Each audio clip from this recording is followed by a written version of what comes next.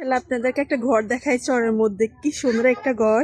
ঘরটা কিন্তু টিনের, মাশাআল্লাহ। চারিদিকে কিন্তু টাচ করা।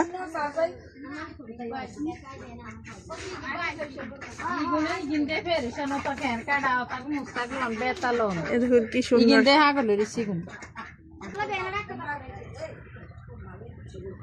কি সুন্দর পরিবেশ। এই ঘরটা, এটা মনে হয় বাথরুম। ওই ঘরের মধ্যে দেখুন না কি সুন্দর একটা ঘর দেখাইতেছি আপনাদেরকে।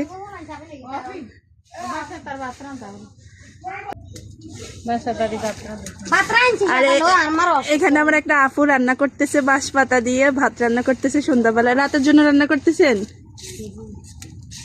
দেখুন না কি সুন্দর গ্রামীণ পরিবেশ। গ্রামটাই আসলে অনেক সুন্দর।